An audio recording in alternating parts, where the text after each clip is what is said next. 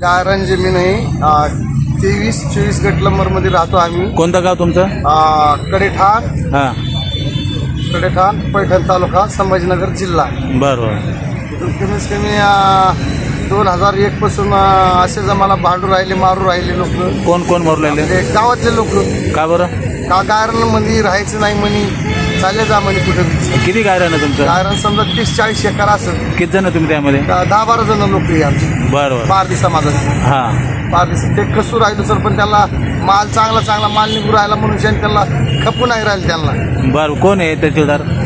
त्याच्यामध्ये अभिजित तवार, हां, अतुल बरं. तवार, हां, संभा तवार. बरं. 2 गावाचे लोक आहे सर, 2 गावातले, बरं. दोन्ही गावातले लोक आहे. हां, विश्वास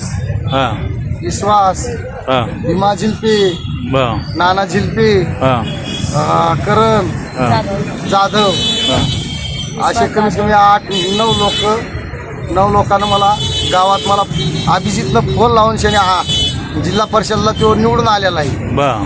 त्याला अभिजित तवार का? हो, जिल्हा परिषदला सदस्य आहे तो आता. पैठणला आज नाही ना, आपल्या कडेठाणचाच. कडेठाणचा. बरं. त्यांनी मला स्वतः फोन लावून मला बोलून मग हाणामारी माझ्यावर केली.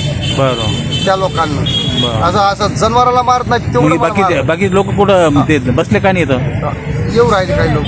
बरं. येऊ राहिले. काय नाव तुमचं? राजू मनशिराम चव्हाण. ठीक आहे. राजू मनशिराम चव्हाण.